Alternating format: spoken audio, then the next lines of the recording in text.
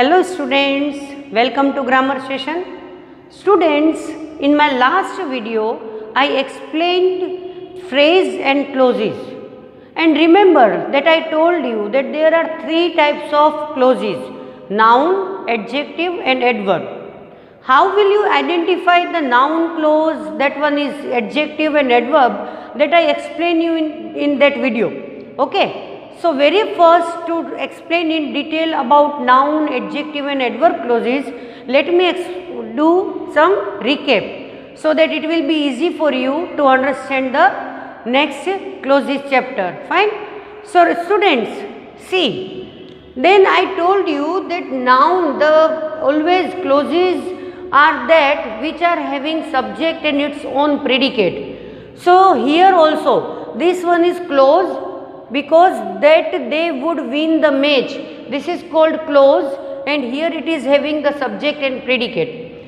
Second thing, why it is a noun clause? They expected that they would win the match. Now why it is noun clause?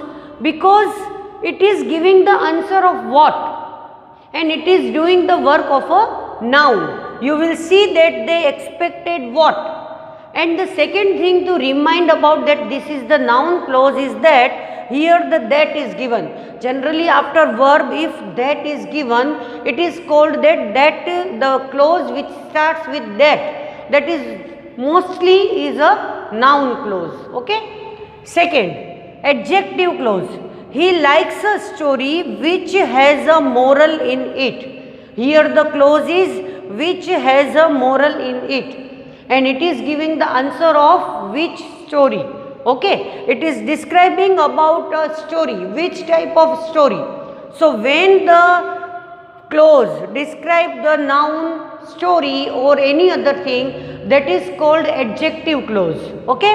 Second thing to remind it here, that generally adjective clauses are joined with relative pronoun or relative adverb.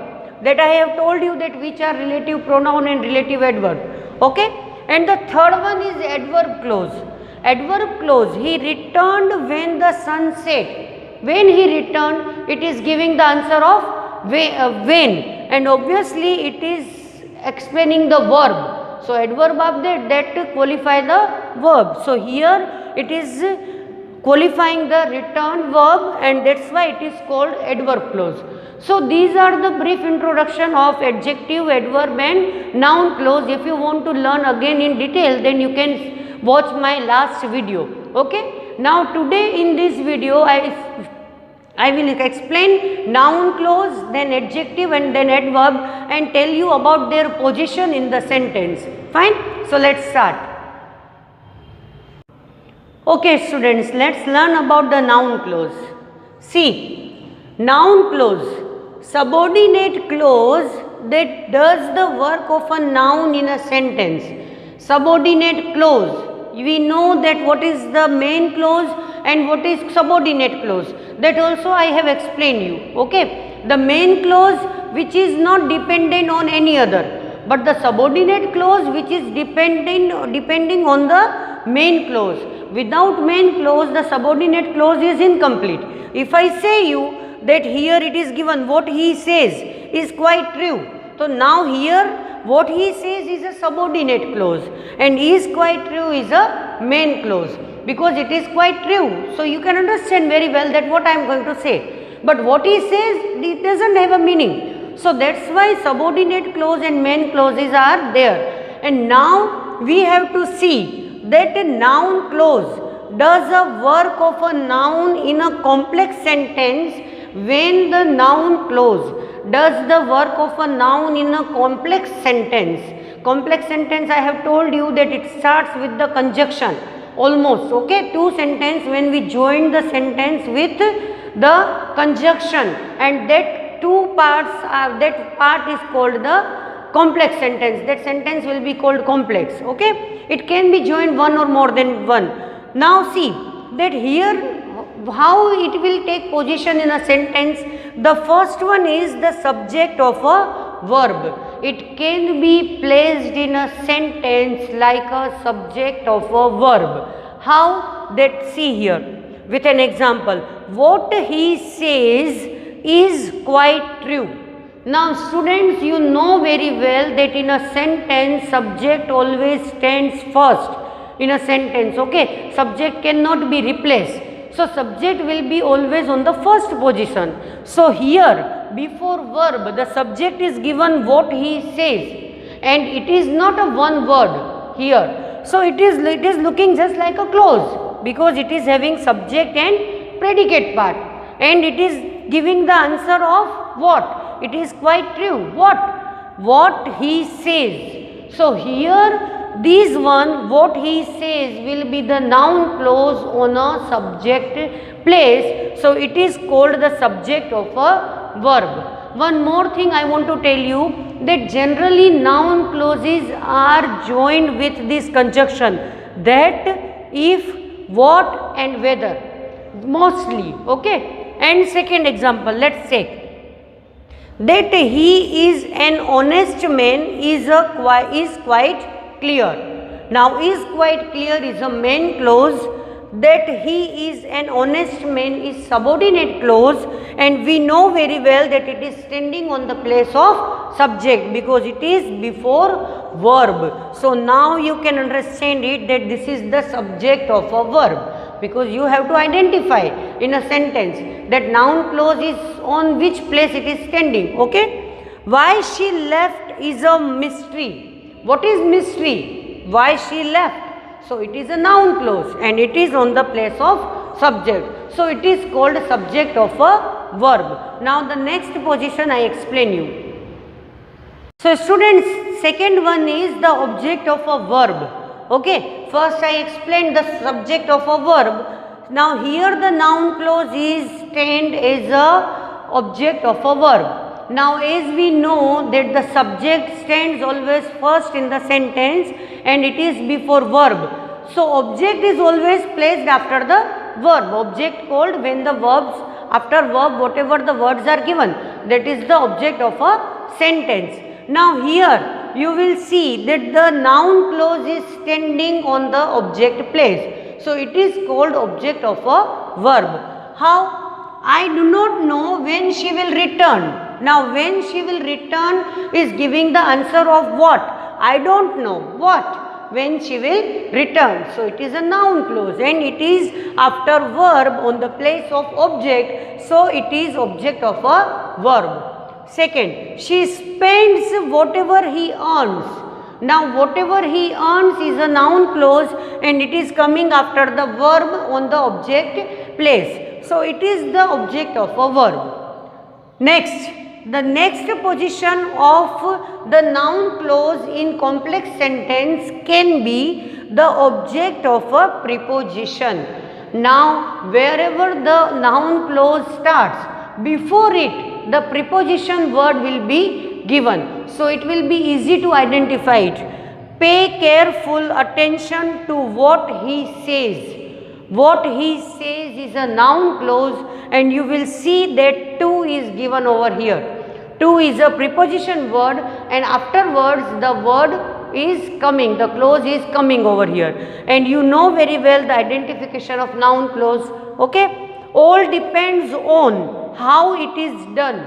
Now how it is done is coming after the preposition word on. So it is called the object of a preposition. So by this way you can identify the place in a complex sentence in a sentence, okay. Now students, next one is the complement of a verb of incomplete prediction. Now you will see that the complement of a verb, now here the noun clause will be placed as the complement of a verb. Now you have to remember that the complement verb is always placed after the linking verb, after the copular verb. So it is easy to identify it. Her fear is what? That she may fail. So now it is understand that is a linking verb. It links her fear. It is linking to her fear that she may fail. It is incomplete prediction. Okay, so you will see that linking verbs join subject to the object and object to subject. It relates to each other. He is a teacher. Who is teacher? He is what? A teacher. So he and a teacher, it is linked by the verb is. So is will be called linking verb or copular verb. So here you will see that is a linking verb is here given, and afterwards the noun clause is given. So now you can say that it is the complement of a verb. You can say like this. Okay. Second, his belief is what she feared most. So next same is there given, that noun clause, this is called the complement of a verb. Now the last position in the complex sentence can be like an apposition to a noun or a pronoun. Apposition means a noun and pronoun. Another noun and pronoun is standing to describe the noun and pronoun. A noun and pronoun is standing to describe other noun and pronoun. So the second one is called, what is saying to it? That is called apposition. Okay, apposition of a noun or pronoun. How? See, my hope. This is the, you will see here that it is the noun given. My hope is given there. That you may pass. This is the clause. Is very strong. Now we can say, my hope is very strong. This is enough to say. But subordinate clause, that you may pass, is given over here, and it is noun clause. Okay. So now you will see that you may pass is the opposition of my hope. It is telling about my hope, the noun. So it is called an apposition to a noun or pronoun. Just like your statement. What is your statement? That he loves money.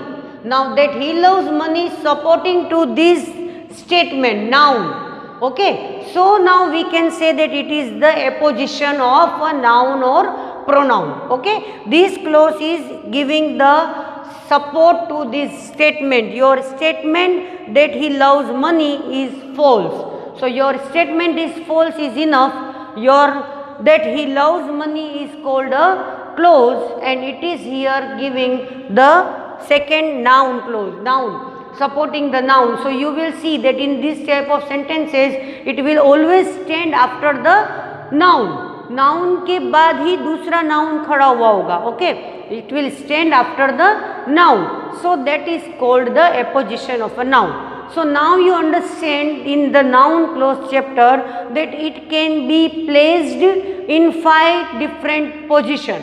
Okay, as a subject of a verb, as a object of a verb.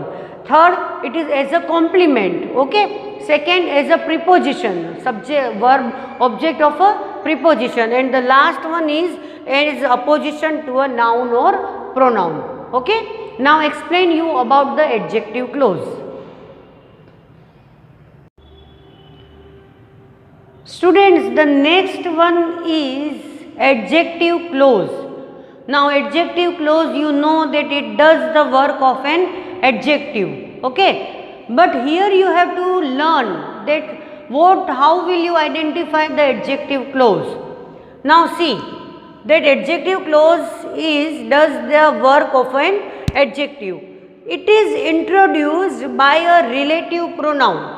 Adjective clause is introduced by a relative pronoun, and that relative pronouns are who, whom, whose, which and that. These 5 are the relative pronoun. You have to remember that this is called relative pronoun. Okay, and you know that who, whom and whose will be used for person, which can be used for thing, and that can be used for both person and thing. Okay, these who, whom, whose is for person, which for things, and that for person and thing. Now first it will be relative pronoun and or relative adverb, and relative adverb will be where, when and why. These 3 are called relative adverb. So whenever you will see that the adjective clause, the clause which is joined by these words, relative pronoun or adverb, that will be called adjective close. Okay, God help those who help themselves. So here who help themselves will be adjective clause. Okay, because it is used by who. Second, this is the boy who won the first prize. Who won the first prize is joined with who, so it is called, and it is describing the boy noun. You will see that the boy who won the first prize, so it is called adjective clause. Second, this is the house where he was born. Where is describing the house, okay, the place, so it is called adjective clause.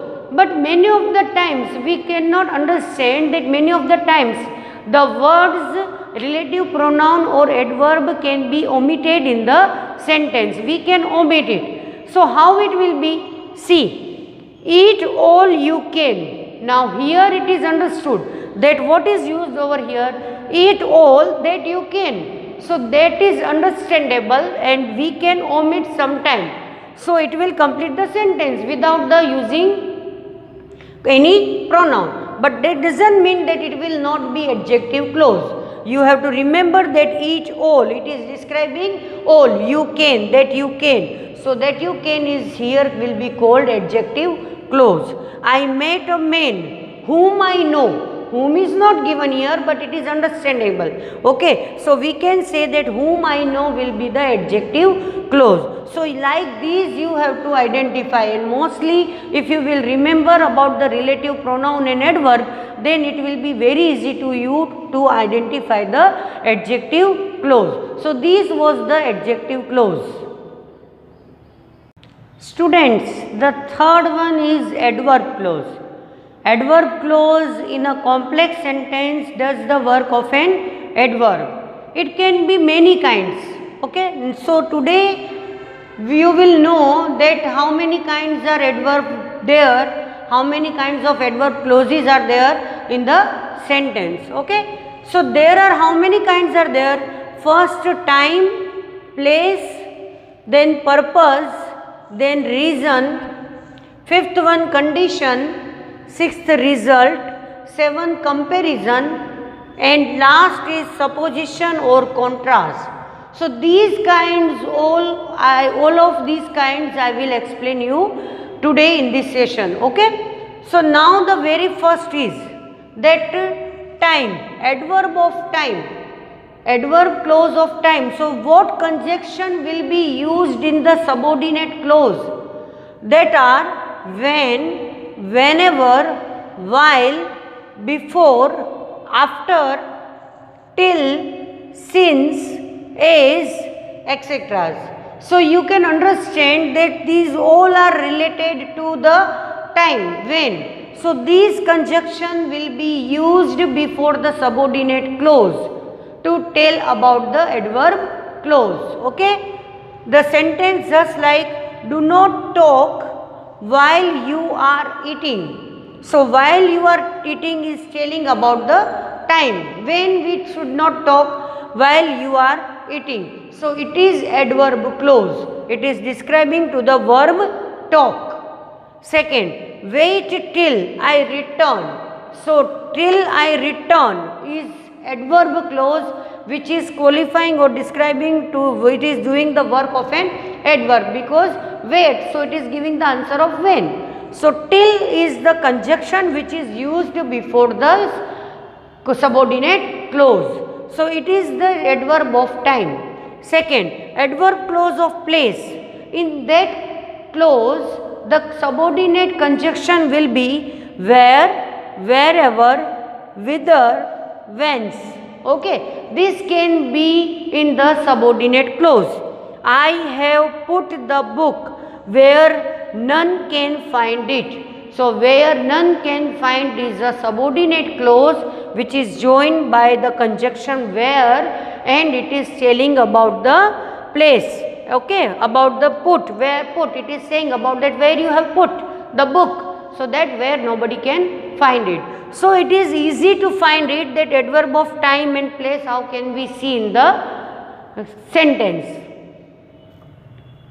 Okay students, the third one is purpose, adverb clause of purpose. Now here the subordinate clause are introduced with that and lest. These are introduced with that and lest. How? We eat that we may live. So here it is called purpose. We eat for what? The purpose is that we may live. So that's why it is called adverb of purpose. She ate a little lest she should fall ill. She ate a little lest she should fall ill. So here it is given the purpose why she is eating less, so that she should not fall ill. So that's why here it is using in the sentence, and this is said about the purpose. The next is reason. Reason, cause, we can say that the adverb of cause, adverb of reason. Now here the subordinate clauses are introduced as because, as, that and since. These are the conjunction which is used with the adjective clause and in the subordinate clause. I shall help her because I like her. So now here you will see that because is given the reason why you like her, why you are helping her, because I like her. So reason is given over here. So it will be adverb of reason. So here the clause, subordinate clause I like her is joined with the because subordinate clause, and that is for reason. So you can say that adverb clause of reason.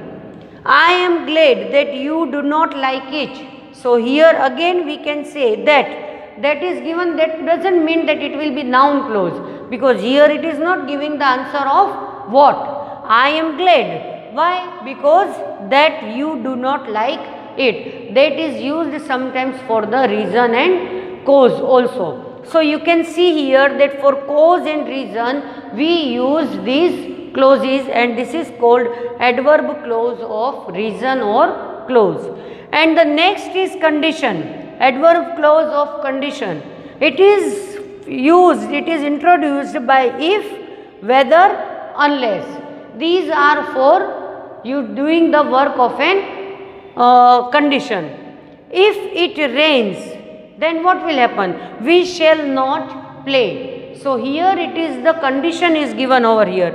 Okay, if it rains, then also, okay, it is not confirmed. Unless he works harder, he will fail. So this is the another example which is used as the unless. So students, you can identify easily with purpose, reason and condition. So time, place, purpose, reason, condition, these all you know very well that how to identify it. Okay. Now students, the last three are the adverb clause of result. Now these type of clause, the subordinate clause is always introducing by that clause is introducing by that. But so and such, they are preceded in the principal clause. Means that so and such words are used in the principal clause, and the subordinate clauses are introduced with that. So now you will understand with an example, just like that he is so old that he can hardly work. Now here the clause that he can hardly work, this that is subordinate, it is introducing to subordinate clause. So that is used in this result. But you will see that so is used over here, so that it is giving it is in the principal clause. So such, so and such, that will be used in the principal clause, and that will be used in the subordinate clause. So now here you will get the result that he is so old. So the result is that he will not work, he cannot work hard. Okay. Second, they made such a noise. Here such is used. They made such a noise that I could not work. Here that I could not work is given as a clause. Okay. And this is introducing by that. And here the such is used in the principal clause. So you can use so and such in the principal clause, and that will be in the subordinate clause. So it will be the adverb clause of result. Next, comparison. Now comparison, you know very well that when we do the comparison, that time we use the word as and then. So there are two comparison, as a degree and as a manner. Adverb is used as a degree and as a manner. When it is used as a degree, that time then and as are used. Okay, and when it is used as a manner, that time it is used as. Only as are used in the sentence. Now see the example. Adverb of degree. She is younger than she looks. Now here it is doing comparison. Okay, so it is called adverb clause of comparison, and it is subordinate is introducing by then. So then and as when it is used in the sentence, that is called degree, but when it should be compared. Okay. Second, manner. She does as she pleases. So here it is pleases, see it is given as. So it is telling about the manner, that how she is doing. Okay, manner means how she does. She does as she pleases. So that's here as is given. So it is showing at the manner. So in the manner sentence always as will be used, and degree then and as. He is as honest as other. So here it is comparison. So it is as used like this. Okay. And the students, last one is contrast and supposition. Contrast and supposition, that is introduced by though, although and even if. Now see, though he is poor, he is honest. Even he is poor, he is honest. So here it is contrast. Contrast means opposite.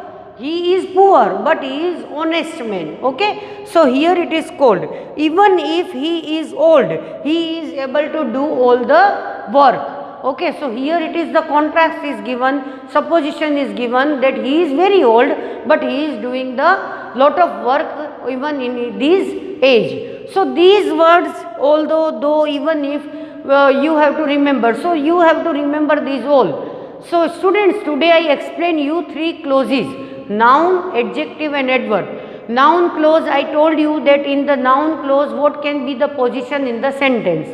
Adjective clause is used by relative pronoun and relative adverb. And in adverb clause I explained that there are 8 types of adverb clauses. Okay, that is time, place, condition, reason, purpose. Okay, then comparison, degree, we also result and contrast. These all are the adverb clause of different kinds. So these all you have to learn and read again and again, so that it make you clear about this concept. Okay. So today here I end the topic, and now we will meet again in the next session. Till then, take care and keep reading. Bye bye students.